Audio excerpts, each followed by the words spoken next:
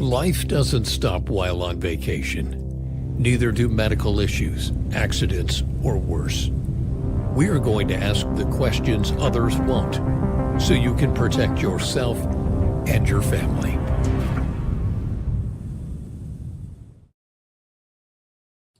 Hi, everyone. I'm John, Child Cruise Addicts, and we're going to talk about injuries to children during a cruise. It's something we don't want to think about, but unfortunately it happens, and what parents need to know.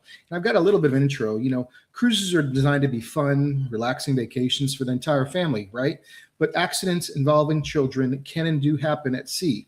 Today, we're joined by maritime attorney Tom Scolaro to discuss what parents need to know about injuries to children during a cruise.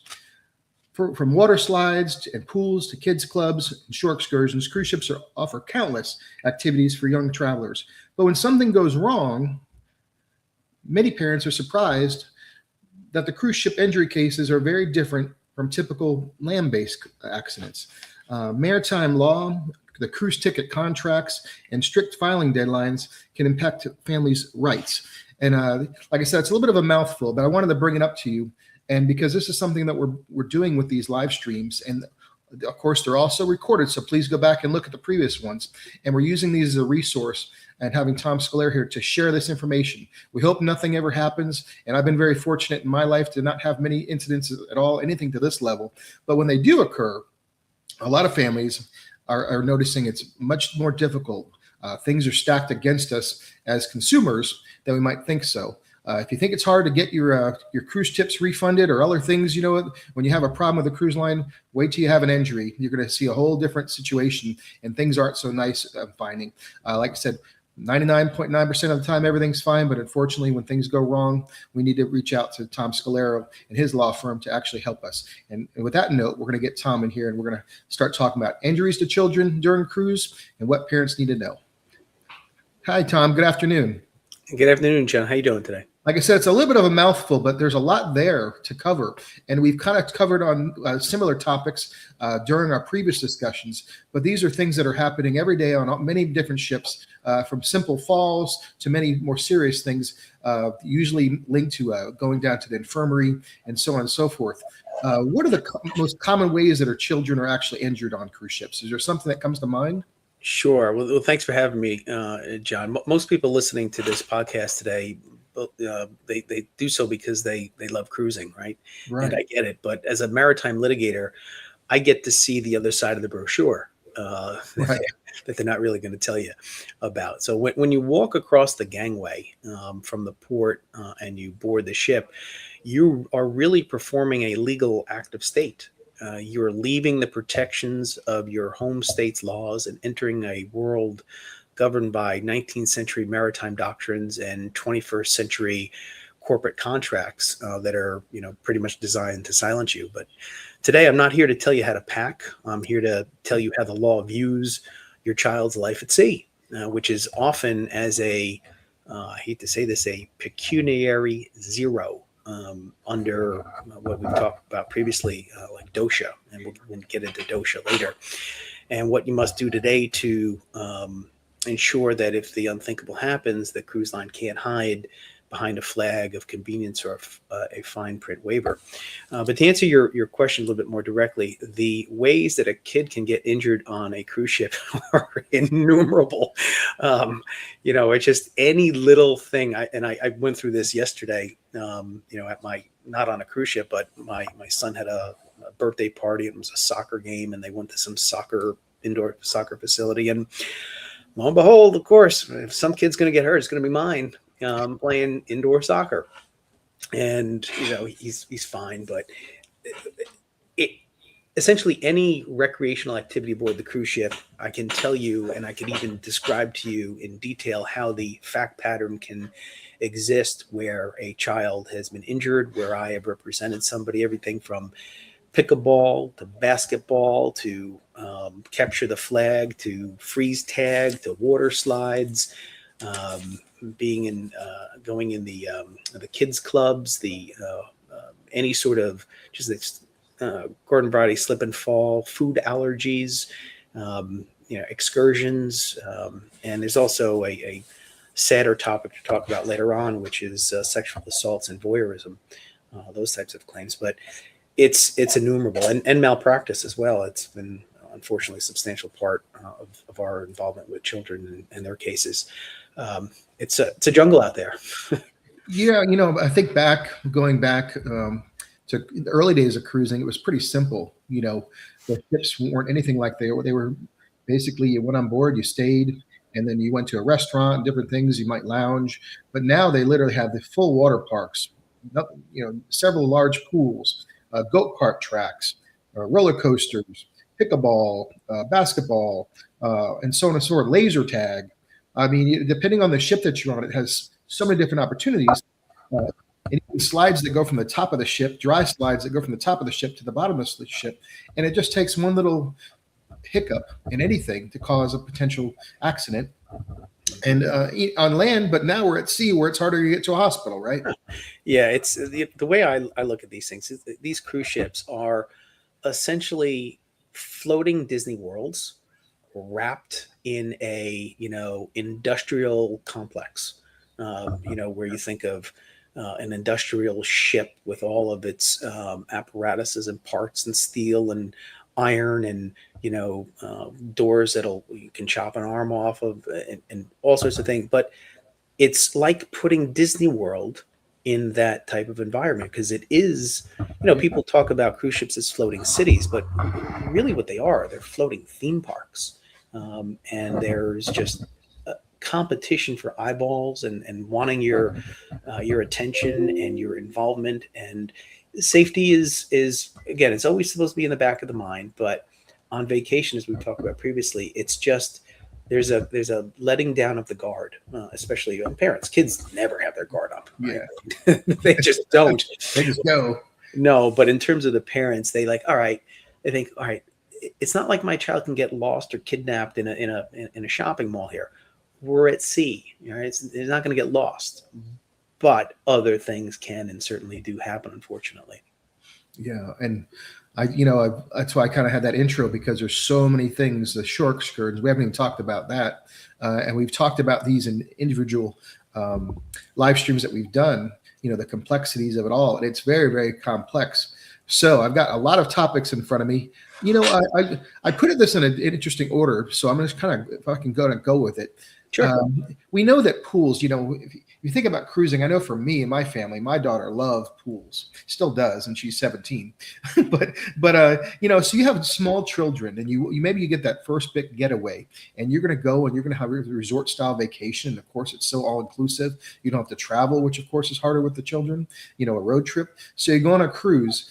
A pool would be a major thing, right? So lifeguards and swim at your own risk policies, that's a pretty major thing, isn't it? It is, and the vast majority of them don't provide lifeguards, and it is swim at your own risk, and they do that really only for one reason: it's to disclaim liability.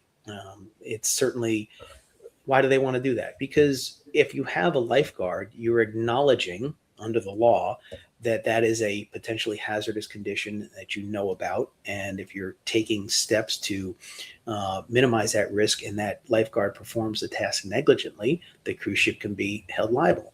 But if they put a sign up, and say you swim at your own risk, then they don't, quote, have notice. And, everybody's, it's a free for all. And these cruise ship, it's always funny. Like if you look at the commercials where they show the swimming pools and things like that, there may be 5 or 6 people in the swimming pool on the commercials. But when you actually, go on a cruise and take a look at what it looks like at high time, you can barely see the water. There's so many people. Yeah. And it's such an environment for somebody to, end up beneath the water, especially, again, alcohol's at play, other people not being appropriate. They're not your kids. And that certainly sets an environment where something untoward can happen to a child. And it's happened. And yet they will not put lifeguards on. This has been something that the industry has known about for obviously a long time, but they don't do anything about it. And you have to ask yourself, well, what is the motive, right? And we all know what the motive is. So again, if you're a parent taking a child or your children on a cruise, understand that especially when you get around a swimming pool, that is not a time in which you can, immerse yourself in your favorite book with your favorite cocktail. That's probably the time most in which you need to have your eyes on your children, because there's no one from the cruise line out there with a whistle like we all would expect on TV. Hey, stop running, stop doing it. And it doesn't exist. So be mindful of that. Now, the good news is I can say this. I have seen more lifeguards. I know I brought it up in the past in our past.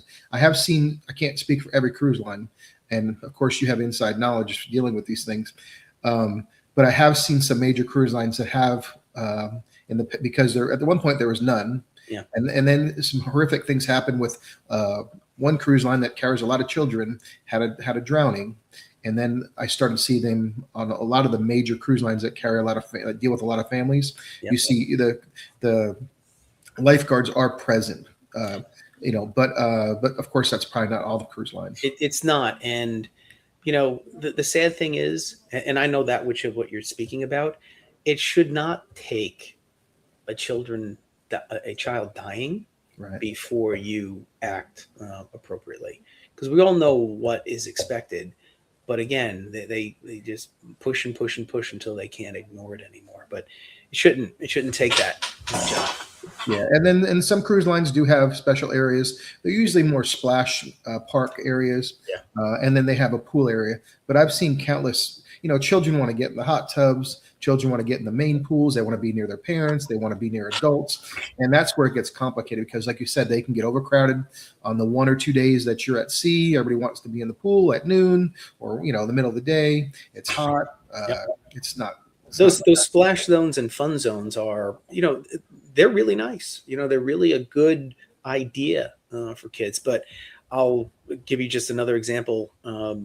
Not my case, a friend of mine's case, where he represents a family of a young kid who was coming down a water slide, and they had this permanently affixed umbrella stand darn near close to the bottom of the water slide. So the kid came off and shattered his leg. Now, you would think, all right, that's not supposed to happen. And of course it's not supposed to happen. And a claim is brought up. My friend brought the claim against the cruise line. And the thing that we are seeing much more so now, because of how some of these decisions have been rendered by the courts, is that's not enough. Just because something like that happened to a child, and you would think, well, what idiot would set up a permanently affixed umbrella so close to the slide that a kid can forcibly come off and shatter his leg? No one, right? It's an idiotic thing to do. However, the law says being an idiot isn't enough, and being stupid isn't enough. You have to prove that there have been other exact similar type of incidents that have occurred before the cruise ship has, quote, notice that it was negligent, or notice that it was not a smart thing to do. And of course, now the courts have required us to provide this notice before we even file a lawsuit, meaning we have to somehow comb their own internal records, comb the databases, comb past filings, comb the internet, and find all these things, as opposed, because they're the ones sitting on the information. They have it. But we're supposed to know this stuff beforehand. Otherwise, your lawsuit will get kicked out of court because you didn't provide notice in the actual operative complaint. A little bit of a crazy pleading standard, but that's what we tell our clients now, and the parents of children. It says, and we're usually listening to hysterical parents. They're furious about what happened, but I have to temper that down a little bit and say, listen, I understand they were morons and idiots for setting something up like this or doing X, Y, or Z. I get it. And I'm going to put that all in a lawsuit. However, our lawsuit will get kicked out of court unless we can detail with factual specificity how many times this occurred in the past. It's like they don't understand it. Clients never understand it. I don't blame them. It doesn't make sense. But that is part of what is now, it didn't used to be that way. These are now just one more hurdle that parents and clients and customers and passengers have to overcome when something bad gets happened. Because again, these cruise lines, once something bad happens to you, there's a distinction. They're not there to care for you anymore. They're there to protect themselves. And so that becomes very adversarial, and they will treat you differently, and they will make sure that if a lawsuit is provided, they're not going to apologize, they're not going to make it right. They're going to fight you every step of the way, regardless of right and wrong. So you got to be prepared for that reality.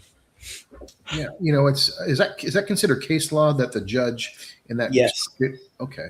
Yeah, this has been a development.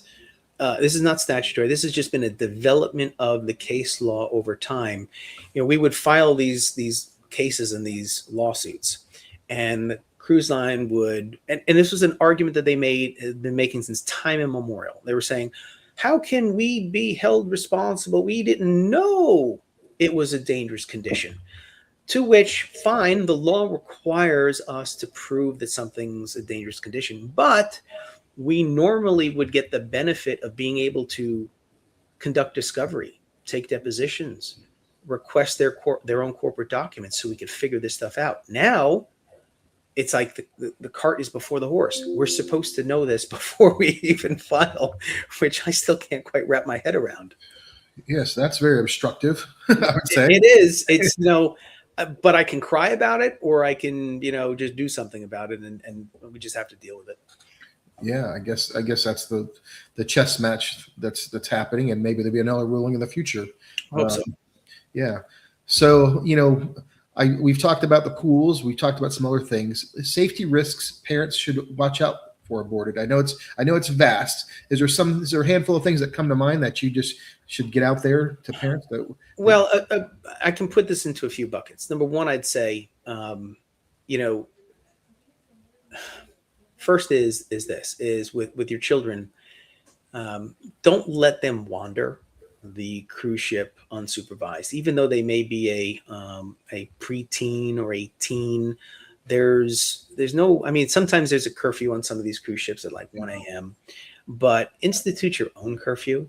There's no reason kids should be out gallivanting on the cruise ship alone with other teens or preteens, at midnight or 11 o'clock. Nothing good is gonna come of that. It's not like there's activities open during that time. It's dark.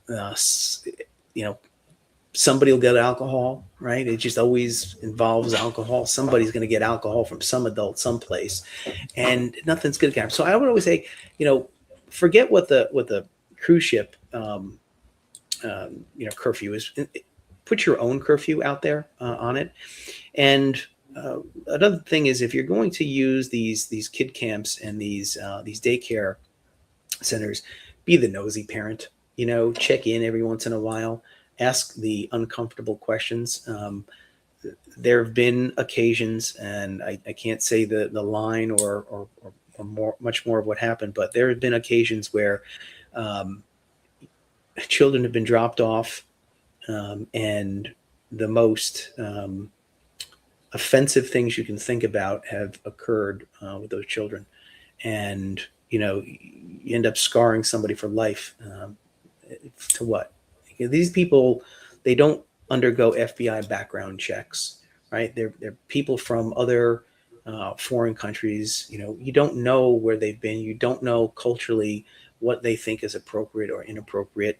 They don't have, the same fear that you would understand a land-based operator to have. They don't operate under the same microscope that they do. It's a very different type of environment. And, when you get bad actors, they take advantage of lax security. They take advantage of lax parents. They take advantage of, a lax environment. And all it takes is just a couple of minutes. So those two big buckets, I would say, watch your children, make sure that they're coming back at a normal hour. And for those with young children, very young children, ask the uncomfortable questions, of their staff and of their supervisors. Yeah. Or just keep them with you, right? The ships are bigger. You think my wife would ever let my kids out of our sight? I don't care what the promise is. No, My daughter didn't want to be away from us at all. When she was younger, it was rare that and it's always been an issue with cruising because the parents are kind of looking for a semi-vacation of their own, a little bit of time. So there's that double-edged sword. We all want to be with our children, but we also want some time alone too, and be together at the same time, right? Yeah. Although in my house, my alone time comes when the kids turn 18. That's when we'll get it. Other than that, no. I'm the type of parent where if we go on a cruise, they're attached to it. But then again, I know some of my best friends. They specifically take cruise ship vacations because they can put the kids in the camps and the aftercare and things of that nature, and they could let loose a little bit. I get it, different strokes for different folks, man. But not in my house. Now, you hadn't brought it up, but I was thinking, I know we brought up in the past, some of the trouble areas that come to my mind is the buffet area, slip and falls, just for anybody, right? And especially little ones. Yeah, good point, because what do little kids do much more than adults? They run. Yeah. They run around much more. Everywhere. Now, they look, to their credit, a lot of them they bounce like a cat. Yeah. A lot of them just bounce like a cat. You could drop them off of a building and they just land on all fours. It's like freaky. Yeah. But they certainly fall more often than adults because they are running around. They usually have sneakers or flip flops that are worn out. Never seen a kid with a great pair of tread on their shoes because they got a lot of mileage on them. So those are real risks. And a good point too, John, to tell your children on a cruise ship, no running. It's like, you say no running around the pool, right? No running around the ship. Will they listen? Probably not.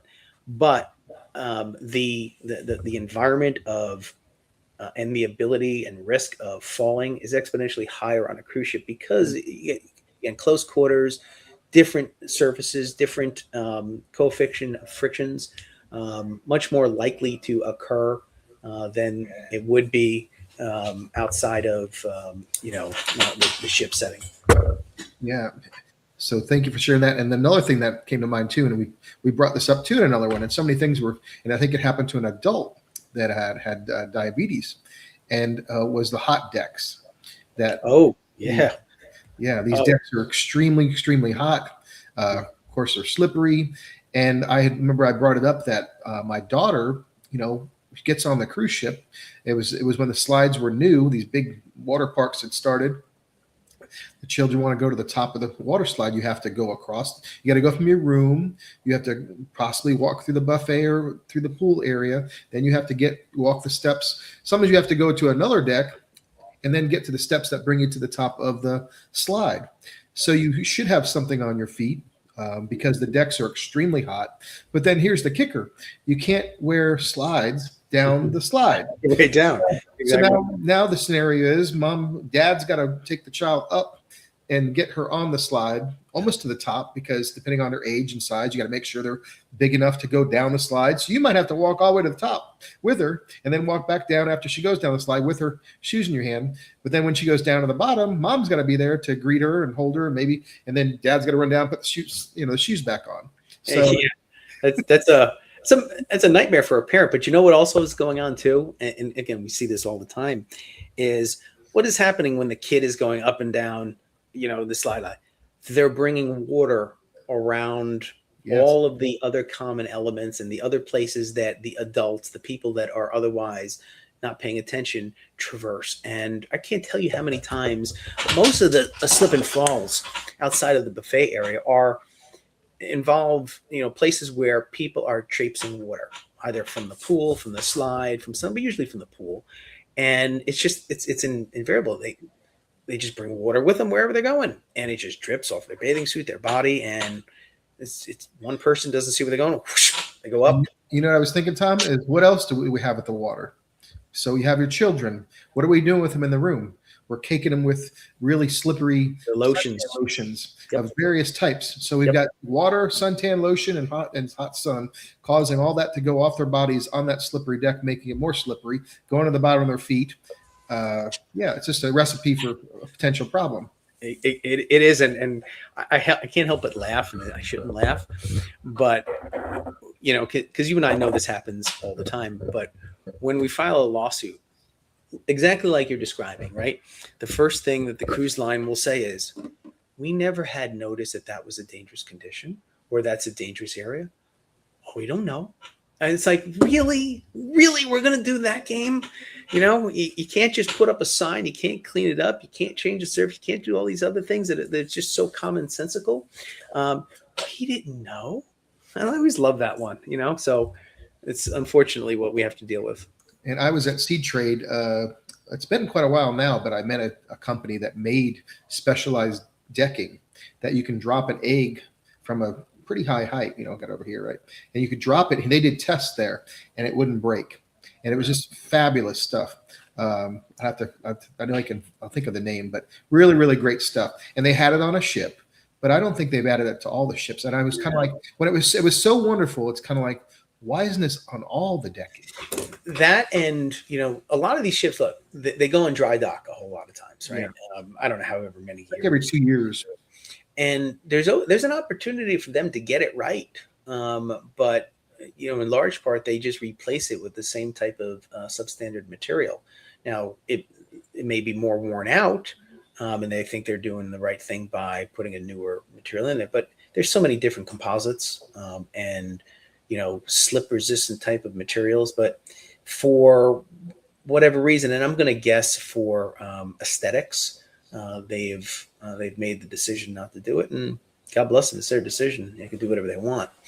Yeah. So what unique legal issues do minor passengers face that you might be thinking about? Well, the one I really want to talk about the most, there's two things. One is good and then one is bad. The good news is that generally speaking, as we've talked about, whenever you want to file a claim against a cruise line for one's injuries, you have a 1 year to get your lawsuit filed here, and usually 90% of the time it's the Southern District of Florida. But for a child, you get 3 years because that's the default rule in maritime. In maritime law, is the default rule in maritime law is 3 years. And you can't restrict a minor's right to bring a claim. So a minor has 3 years. And that's like the only positive news. The rest of it is unfortunately negative. And the most unfair context of that, and this is really where it should hit home, John, is remember what we talked about occasionally, DOSHA, which is the Death on the High Seas Act. So, and this is the saddest part about being a lawyer whenever you're dealing with a claim that involves a dead child. And look, I mean, as a parent, there's no greater fear that I have than of that. You understand, bad things happen to adults or elderly people and things of that nature, who've lived at least a good long life. You can somewhat,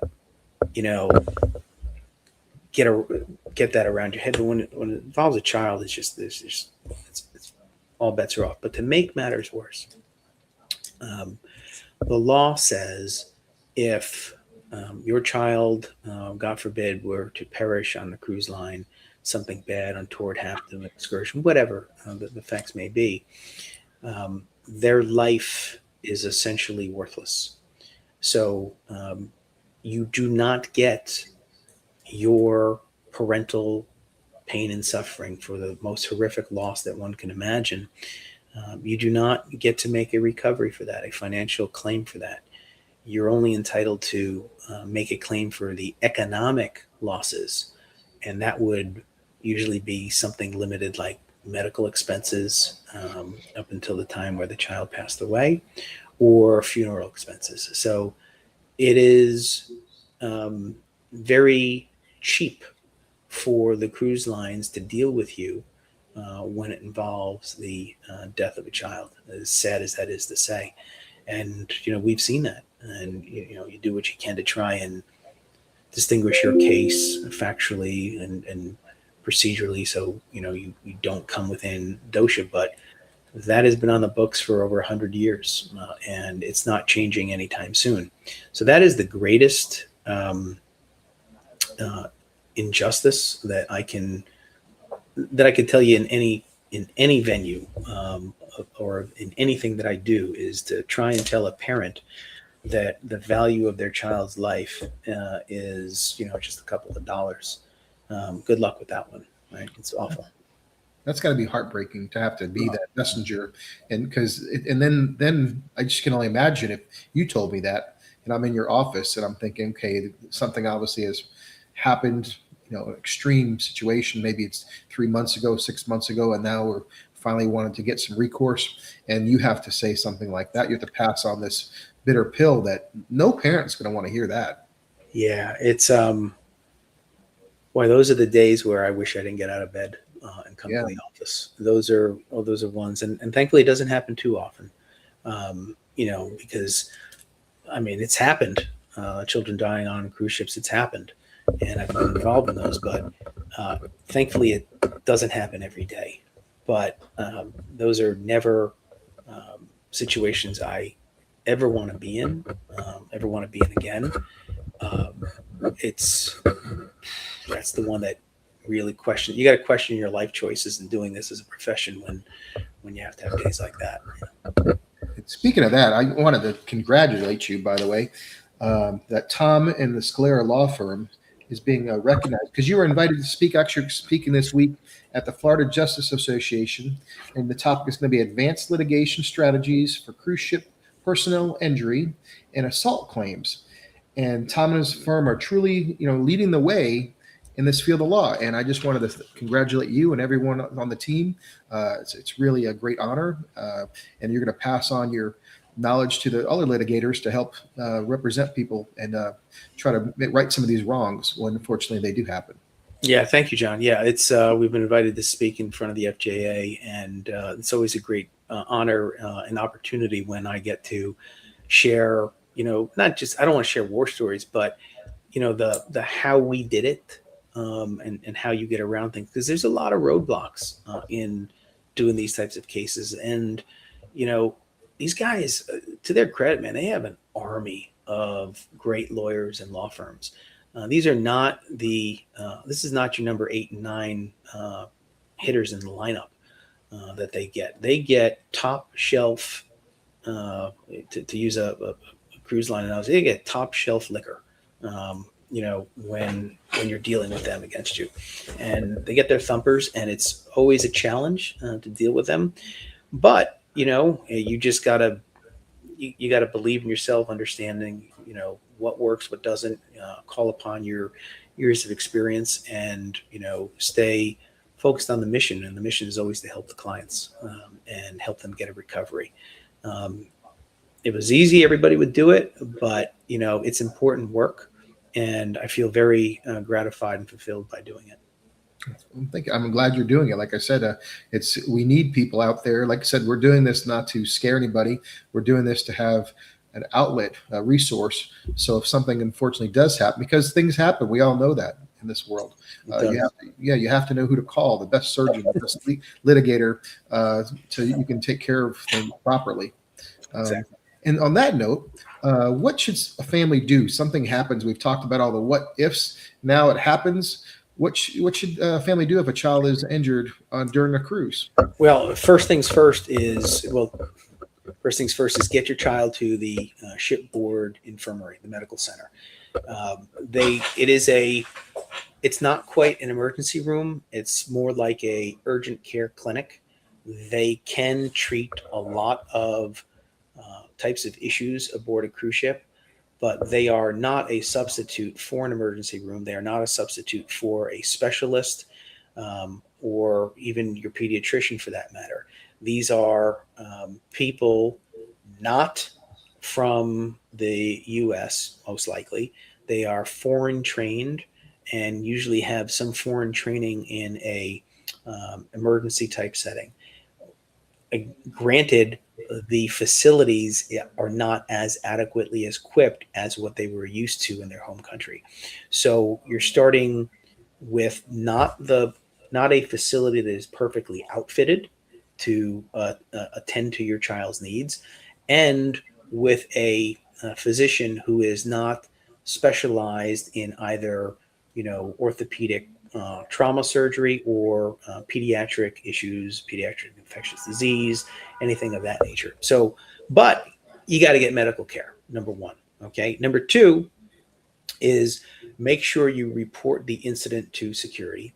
And number three, make sure you demand that all of the videotapes be preserved for, the hour or two before and the hour or two after any sort of event. And if you fill out an incident report, you say, I will not fill out an incident report unless I get a copy, or before you hand it in, you take a photograph, a screenshot of the incident report, because a lot of times they will not give it to you, even if they promise that they're going to give it to you. God forbid they lie, right? No, remember, it becomes adversarial once an injury occurs. So absolutely get shipboard medical care, get the report it, get the preserve the videotapes, get the incident report.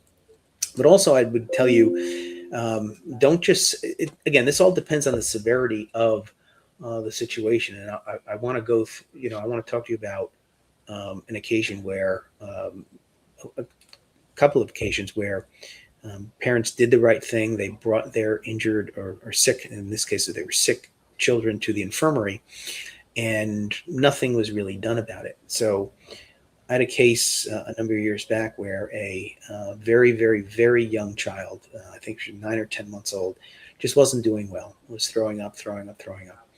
And they brought her down to the infirmary, and I said, look, my daughter doesn't throw up. She just doesn't throw up. This is not normal. And the doctor, of course, being on a cruise ship, says, well, motion sickness, gastritis, it's a stomach bug. Repeated this 5 or 6 times. They had to keep bringing her back to the room, back to the infirmary, back to the infirmary. Remember, this was a physician who did not have any specialization in children, did not have any specialization in infectious diseases. This was just somebody who, was qualified to work at a ER or an urgent clinic in their home country. And so they terribly misdiagnosed this child and lost all ability to get within a treatment window. And they missed a meningococcal meningitis infection. Wow. And the child was unfortunately medevaced to Florida too late, and ended up having some pretty severe amputations of parts of her limbs. And this was a child who was, like I said, 9 or 10 months at the time. So just because you're going to the infirmary, you got to remember that this is not your pediatrician. This is not the same level or skill that you would get at your hospital. This is not a pediatric hospital, all right, which is very different. Like if I'm, John, I don't know where you're at. I'm in Miami. And if something untoward happened to one of my children here, I'm not going to take them to the hospital, the emergency room. I'm going to Nicholas Children's Hospital, which is 15 minutes away. And it is a world-class medical center and emergency room with every single specialist involving children you can imagine. Okay, that's where I'm going. And many people, wherever they're from, whether they're from Boston or New York or Pennsylvania, they generally have access to a children's hospital, within an hour or two drive. And they would send their children there if they could not get treated in an emergency room. That's not available on a cruise ship. And, you get into, you got to deal with confirmation bias with doctors, where they think they know it all and they don't. And so you're going to always, I forget where I heard this. There was a stat, and I'm going to butcher it, so I won't even say it, but intuition and your gut, parents have it off the charts, right? Yeah. You must absolutely, if anybody listens to anything I say, is it doesn't matter if they think you're the crazy person, okay? Listen to your parental instincts. This has been physiologically developed in us humans for millions of years for a reason. Listen to it, okay? Don't let people tell you you're wrong, you're crazy, or get treated here. No, man, you got to listen to that intuition. Millions of years of biology is not wrong. Yeah. Okay. Yeah. Your gut knows, right? Yeah, and that was certainly one involving a child, and the other situation I had involving a child was it was a 16-year-old girl who started to display the signs and symptoms of a stroke, and so she goes to the cruise ship medical center. Her mom's a nurse. Right, so mom certainly knows, and says, "Look, I think my daughter's having a stroke. This is, look at her. She's got aphasia. She's got the weakness of the arm, Right. textbook science." And the cruise ship doctor, who was not from the States, didn't understand. She was on some birth control at the time to regulate heavy periods. She wasn't on birth control for sexual use. She was on birth control to regulate her heavy periods. Sure. And this particular birth control pill was very effective at sort of regulating the size of her menstrual cycle and her periods. But it came with a very small risk of a stroke. Now the medication is now off the market, but back then it was on the market. And so the mom, who's a nurse, is like, I think, my child's having a stroke. No. Children don't have a stroke, can't have a stroke, but she's on this medication. No. You have 3.5 hours of a window to effectively treat a stroke with a clot busting medication called TPA. And they can't give it to you on the cruise line. Even if they think you're having a stroke, they cannot give it to you. It's there, it's in the infirmary, right? But they still can't give it to you because you have to have a CAT scan first. And of course, there's no CAT scans on cruise ships, because the reason you don't give that type of medication without a CAT scan is, remember, there's two types of strokes. There's the blockage where something can't get through, and there's the active bleed where there's just a hemorrhage. Yeah. So if you give the clot busting type of medication to somebody who has the hemorrhage type of stroke, all that's going to do is make them it's an anticoagulant. They're not going to be able to clot, and they'll bleed to death. So it makes sense that you have to have a CAT scan first, right, to rule out, categorize the stroke. But cruise ships don't have these CAT scans. And the crazy thing is they make portable CAT scans now, right? I mean, it's available, but they don't have them.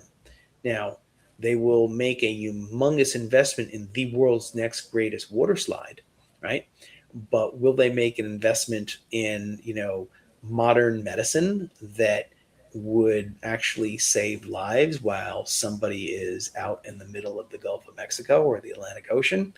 I don't know, call me crazy, but if I'm allocating where my money is going on a cruise line, it's not that much of a ticket item. And remember, they get to charge for all these things. So they can charge whatever the hell they want for an onboard portable CT scan.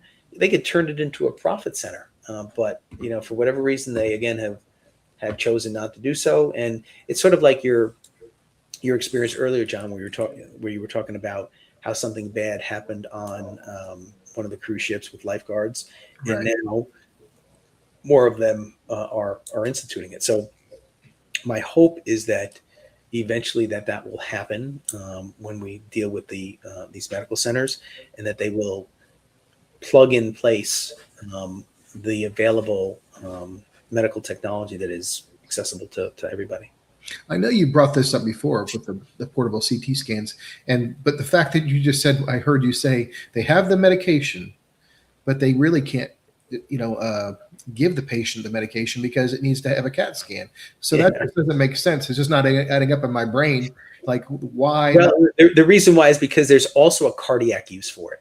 There's a cardiac type of use for that medication that you can use without having to have a CAT scan. But the heart and the brain are two completely different things. So you are allowed to do it with regard to certain cardiac issues without a CAT scan. But when it comes to either a bleed in the brain or a blockage in the brain, it's right there. It's on the shelf. Yeah. And then the next thing that hits me is how common, we know strokes are very common in society. It's very common, just like heart issues. It's one of the two leading things that affect human beings. And guess what? Older human beings that happen to be cruising in the sun, consuming alcohol, exerting themselves. It's just, and they're not, 3 hours is not very long. No. And, it's so it's sad, and I'm not a professional on this, but most people aren't gonna be able to be within that 3 hour window. No, it's very, listen, I can, you kind of asked two questions there. So let me ask them. Sorry. How common is it? Incredibly common. I mean, I'm looking at my board right now and I have, I think 7 active stroke cases, cruise ship stroke cases right now. And that's just me. I'm just little old Tom, right? I'm just one guy. So I have that, and I've had many others in the past.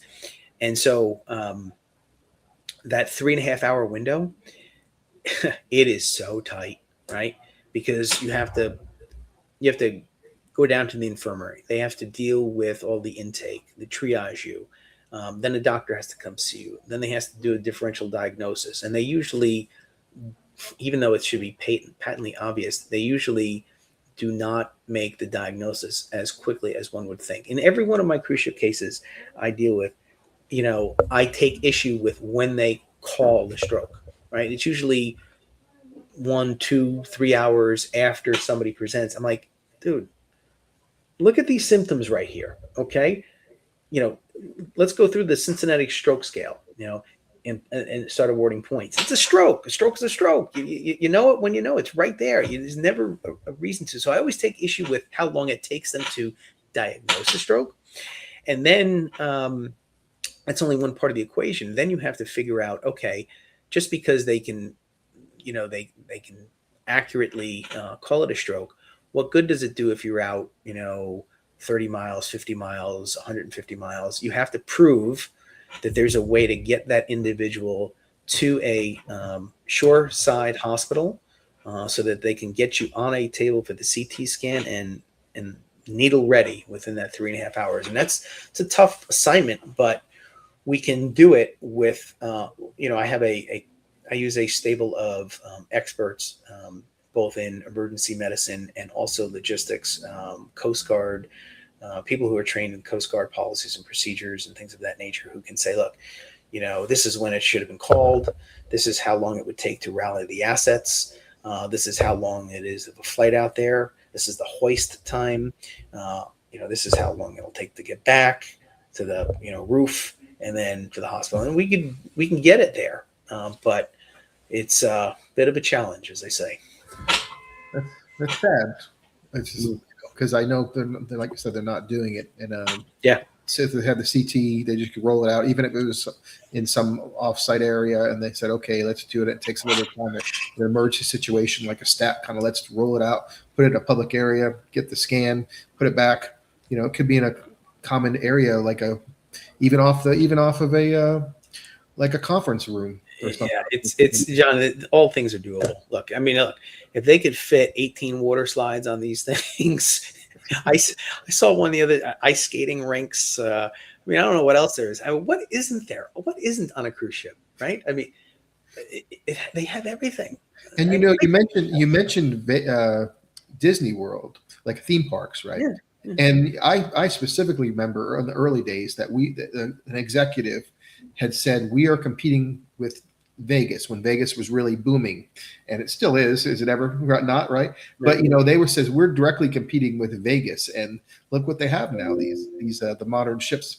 And Yeah, one side note, I am noticing because of all the groups on Facebook and people posting about cruising so much. I mean, it's really becoming mainstream more and more every day. People want to know, why is such and such ship turning around? And so I am noticing, and this is the good news, ships are diverting more and more and more because they have 6,000 passengers on them. They're diverting and dropping off sick patients. I mean, think about it. Look at the numbers, right? You just I'm sure if I paid attention to statistics in college, I'd know the answer to this. But when you add thousands of passengers plus thousands of crew times the amount of square footage times the amount of entertainment and other devices and services and obstacles and things of the nature, divided into it, there's an equation there where this is probably, on some sort of metric predictable. And I'm glad that if you've noticed that, John, that's a good thing, because maybe they're getting tired of dealing with people like me and my contemporaries who say, listen, why didn't you just divert the vessel? Yeah, it's very common. Yeah. And I just wish it was more common, because then I'd stop getting these phone calls. But I'm dealing with, like I said, 7 current cases right now where there needed to be a medevac off the ship or something of that nature, and they just, for whatever reason, didn't do it, delayed it, misdiagnosed it. Pick your miss, and it just happens. Okay, and for everybody watching, of course, if you have a question, please ask it below. Please ask it in the comments if you watch this later on, and please reach out to Tom if you have a question. We even talked about this. People can actually call you from the ship if something were to happen. You brought that up. You can call Tom at 305-424-2300 and email him at tom@usentry.law. He doesn't do commerce. He does law. That's right. You got it. You can visit him. He also at cruiseinjury.law is also his other unique URL. Reach out to him, get your questions answers. We hope nothing happens. But so we've covered so many different things. I know we've had some great discussions. What have we missed so far in this discussion? Well, one thing maybe the last topic to talk about is this this issue that's becoming a little bit more prevalent, a little bit on the cruise ship. I've seen a little bit of it, but I would expect it to be more in the future, and more so is like this video voyeurism, where you have these rogue people setting up cameras, webcams in people's rooms, and exploiting them, things that they should, recording them. That's a new and interesting topic that is coming about. And I would just tell people to be mindful of that. There are devices that people can travel with that can tell them when there's some sort of electromagnetic field that is recording them. So I mean, I don't know if I'd go as far as recommend traveling that way, but my wife would. That's just how she rolls. So I would say pay attention to things of that nature, and be mindful who's photographing your children. I'm a stickler for that one. I don't want anybody, strangers, crew, anybody taking photographs of my children and doing something with it. I mean, it could be all innocent, right? But all it takes is that photo to go the wrong place, the wrong time, in the wrong hands, and then it gets diverted and perverted. So don't let people take pictures of your kids when you're on cruise ships. You don't know these people. You don't know the countries that they're from. You don't know what laws they operate by or under. And that goes for strangers, other passengers there. Just don't. It's a bad practice. Yeah, just don't invite it, huh? I mean, yeah, you're in a public place. There's only so much you can do, but just don't think that there's not people with alternative motives, right? Because there are, and I wish I could tell you there weren't, but I've seen too much sickness in life and too many bad people and too many bad intentions. So I would love to live in utopia. I hear it's a great place, but unfortunately I don't. So we have to mind ourselves. And we had a comment, and I'm just going to bring it up. Keith actually mentioned on YouTube. He said kids don't belong on cruise ships. Yeah. Well, you know what, Keith? There's some people who actually agree with you. I think, was it MSC is now converting to adults only, or one of those lines is. I don't think MSC, but I know was one of them that I just heard about recently. This is like a month ago. That's one of them is converting to just adults only, because there's a great audience for that. Is a lot of people don't want to bring kids on cruise ships, and a lot of people don't want to be around other people's kids on cruise ships. I know Virgin Voyages. Yeah, Virgin Voyages is definitely adults only. They're real big on that, and they're very more of inclusive, where you pay a price and things are included, and even the theming and the entertainment is a little more adult focused. I know.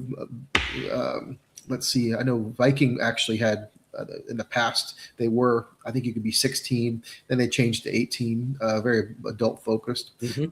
But you're right. There's also I think Carnival might even have some adult ones that might have came out. I have to double check, but they like a Journeys or something like that. It might be. Yeah. Now there's certainly there are offerings from some of the cruise lines where there's that option to go on adults only, but for the most part, like Carnival, Disney, Royal, NCL, kids aren't going anywhere. That's their bread and butter.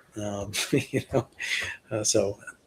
And Travel Cake Trips actually had a great comment, and they say preparation is key. And then they went on. They've said they're going to go back to work, Tom, but they're going to come back and watch this just like many other people do after this is recorded. And they say great information. Well, and, glad we could help. And they made a comment too. Someone else wrote, "It's not only people who love children that gravitate towards those types of jobs." I'm assuming they're talking about being around the children, maybe in the kids' clubs areas and by the pools. And you never know, do you? You don't. And John, I don't want to scare anybody. Like I said, I deal with some of the worst of humanity and what some of the worst people in the world could do. And you almost just have to tell yourselves, and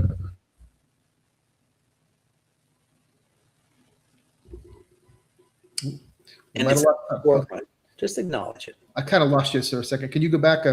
For some reason, I lost you a little bit. Yeah, I was saying that's okay. I said I don't want to scare people too much, but I've seen the worst in humanity and the worst what people can do, and it always involves children. That's the worst thing that anybody do is do something bad to children. I don't care anything else. I think that people who harm children, who exploit children, should be hung up by their testicles and out there for everybody to take shots at.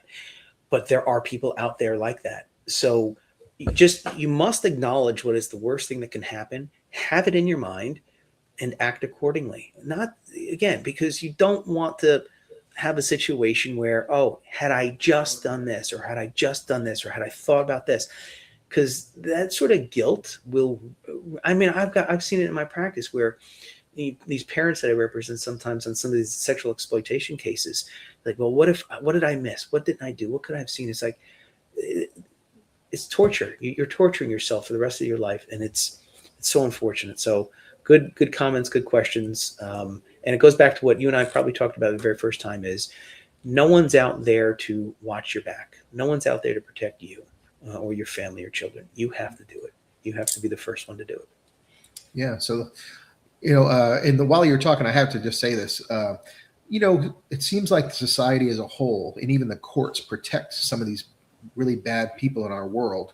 Where I worked in public safety for a long time, and what shocked me being around the court system is the court wouldn't even share some of the details of the actual crime with the jury. And of course, it didn't get out to the public. So it might have been known potentially that something really heinous had happened, but it was hidden from the jury and hidden from the society. That how extreme, how just vile and disgusting and just crazy bad this type of crime happened, was, and then do that on a massive scale. So it's almost like there's a part of society that protects and hides some of these really, because here's the thing, because they didn't want to inflame the jury or whatever the legal term is. They didn't want to upset the jury pool. Are you kidding me? But that's out there though, right? I'm glad you see it, and I'm glad you said it, because there are, and this goes for a lot of things, there are so many absurdities that we have to deal with where courts will rule, well, that's not relevant to the issue, or it's overtly prejudicial. things of that nature, words like buzzwords like that we have to deal with. I'm like, can we all just be honest? And Yeah. look, this is what it is. Stop protecting people. Stop, kowtowing to feelings and things of that nature. It's just, I don't know. I can go on a soapbox with this book forever. Because like I said, I can separate the legal Tom from the parental Tom. Parental Tom is, I'm hanging somebody by the tree, Yeah, it's rough. Legal Tom is different. I don't enjoy it. When you know how bad things are, and like I said, I think society is really sheltered. When you're close to things like you were and some of the things I were, you're like, people don't know, and there's no transcripts out there publicly accessible. It seems, unless the media pays to have it done, you really can't read all the details, which is shocking to me. Like AI could probably do that in a split second nowadays. And I think there needs to be I guess I'm getting on my soapbox, Tom. It's okay. I think, there needs to be in 2026, every transcript of every trial needs to be made and converted and put out there in the public. Last point I will make on this is just to shine a light on exactly what you're saying. Look how long it took to get the Jeffrey Epstein stuff to light, right? Yeah. I mean, come on. And we're talking about children and protecting children. And they're still saying there's 3.5 million records that are still. I don't know if we'll ever see the true story, right? Yeah, please. They should all be hung up by their balls. Yeah, it's shady. Well, I think the Italian came out in both of us today. I probably should keep that back a little bit. Yeah. Well, so what final thoughts do we have? And like I said, I know you got to get ready for your speech this week or your talk. Yeah. Congratulations again on that.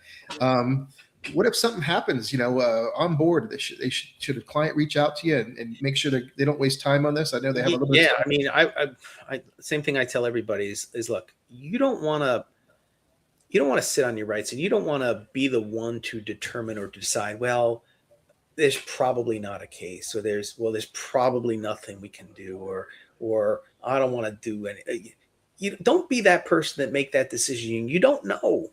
I mean, I would say consult with a legal professional, somebody who is an expert in this area, who knows what they're doing, and let them make that decision if this is something that they can help you with or not. And they'll explain the reasons why they can or why they cannot. But don't be the one without the legal training or the experience of saying, is this something that we can do or something not? Because how many claims die when people think, well, probably nothing. It's probably not a case. Probably. And lo and behold, you sat on your rights and you sat on for too long, and there's nothing anybody could do at that point. Yeah, I guess they waited too long, or they didn't know who to contact, or a combination of both. They said, "Oh, they don't want to be bothered. They don't want to put something on somebody potentially on the stand, especially the child." They just put things off, right? Yeah. Consult with a lawyer. This is what we get paid to do. We give free consultations to people all day long.